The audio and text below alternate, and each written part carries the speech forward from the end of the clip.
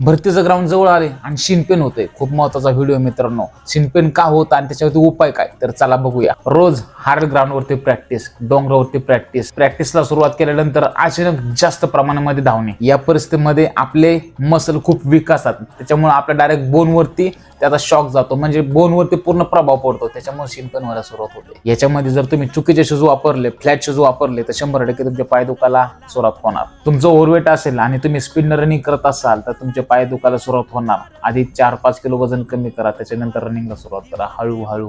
शिनपेन हे फ्रॅक्चर नसतं, पण जास्त ओव्हर ट्रेनिंग केल्यानंतर नक्कीच फ्रॅक्चर होऊ शकतं. पण इग्नोर करूनही चालणार नाही. पेन आला तरी रनिंग चालू ठेवा. 2 दिवस पेन किलर घ्या, परत रनिंग सुरू करा. हे सगळ्यांच्या बाबतीत होत असतं. दुर्लक्ष केलं तर नक्कीच तुमचा पाय फ्रॅक्चर होऊ शकतो. आणि हेच मुलांचं सिलेक्शन घालवतात. एकदम सेफ पोलीस भरती फॉर्म्युला सांगतो. रनिंग बंद करू नका, चालू ठेवा. फक्त थोडंसं चेंज करा. 3 ते 5 दिवस स्लो रनिंग करा किंवा 3 ते 5 दिवस आराम करा आणि त्याच्यानंतर हळूहळू रनिंग वाढवायला सुरुवात करा. वर्कआउट झाल्यानंतर आईस थेरपी घ्या. 10 ते 15 मिनिटं आपल्या त्या मसलला शेका. डायरेक्ट स्किनवर नाही, कापडामध्ये गुंडळून बर्फाला मग आपल्या मसलला शेका. अशाच माहिती करता फॉलो करा आणि आताच आपल्या त्या मित्रांपर्यंत व्हिडिओ पोहोचवा की ज्याचे शिनपेन जास्त प्रमाणामध्ये होत आहेत, मार्क चांगले पडायचे.